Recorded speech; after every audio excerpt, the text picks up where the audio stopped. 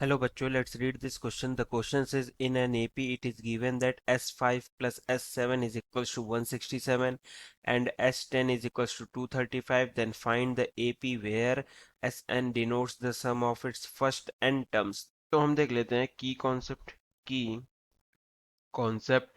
Concept में हो जाएगा एस एन को हम लिख सकते हैं, जो यहाँ पर लिखा हुआ है कि sum of its first n terms, उसको हम लिखते हैं n/2 in bracket 2a plus n-1 into d, जहां पर a होता है फर्स्ट टर्म और d होता है कॉमन कॉमन डिफरेंस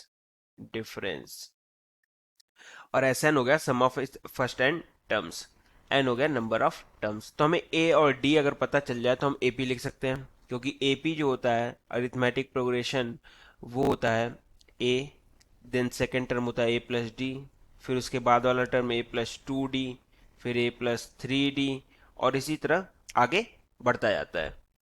तो इस तरह से हम ए पी लिखते हैं। अब हमें क्या क्या दिया है उसके हिसाब से हम ए और डी निकालेंगे, फिर हमारा ए पी निकल जाएगा।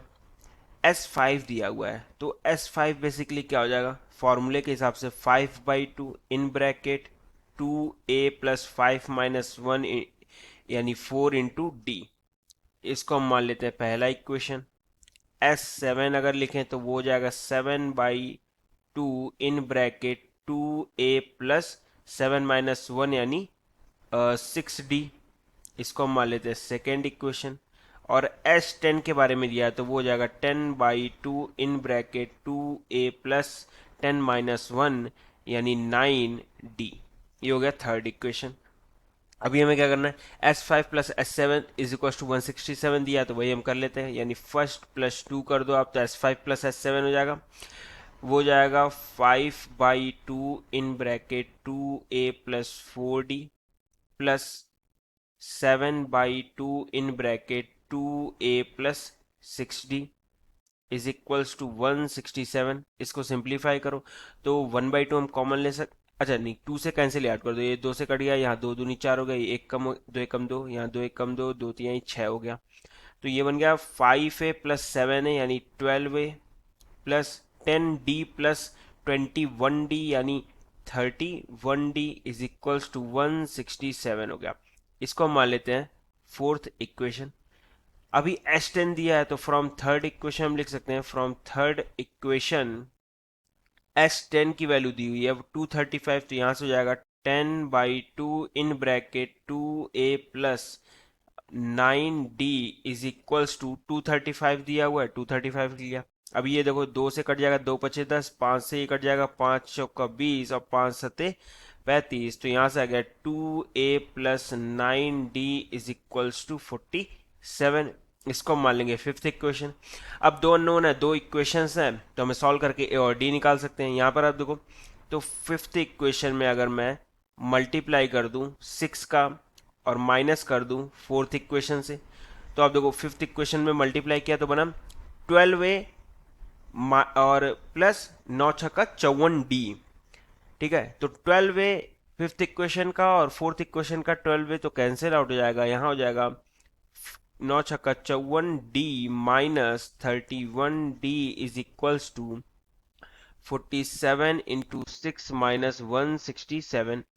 अब 44d माइनस 31d यहाँ से आ जाएगा, 3 4 में से एक जाएगा 3, 5 में से 3 जाएगा 2, 23d इज इक्वल्स टू 6 सते 42, 6 चौका 24 और 4 28 माइनस 167 और ये आ गया 167, 282 माइनस 167 आ जाएगा यहाँ से। 12 में से 7 जाएगा 5, 7 में से 6 गया 1 और 2 में से 1 गया 1, तो d की वैल्यू आ गई 115/23 और 23 से ये कट जाएगा 5 टाइम्स में, तो d की वैल्यू आ गई 5। d आ गया 5। अब d को हम फिफ्थ इक्वेशन में पुट कर देंगे तो हमें a मिल जाएगा। तो यहां लिख सकते हैं put value of d in fifth equation. तो वैल्यू ऑफ डी क्या है, 5 है और फिफ्थ इक्वेशन हमारे पास 2a plus 9d, 2a plus 9d यानी 9 × 5 इज इक्वल्स टू है 47। अब इसको सॉल्व करें तो ये जाएगा 2a इज इक्वल्स टू 9 पचे 45, तो 47 में से 45 जाएगा, आ जाएगा 2, a की वैल्यू आ गई 1, a 1 आ गया। AP हमें निकालना है। AP के लिए हमने फॉर्मूला लिखा था a प्लस डी, यहाँ लिखा है a plus D a plus 2d, तो यहाँ से हम लिख सकते हैं a 1 है, d की वैल्यू 5 है, तो फर्स्ट हो जाएगा 1, फिर हो जाएगा a प्लस डी यानी 6, फिर हो जाएगा 11, उसके बाद 16 एंड सो ऑन, ऐसे ही चलता जाएगा। सो ये हमारा, ये जो AP आया ये हमारा आंसर हो जाएगा। So the final answer is AP is equals to 1, 6, 11, 16 and so on. Hope you understood it well. Best of luck. Thank you.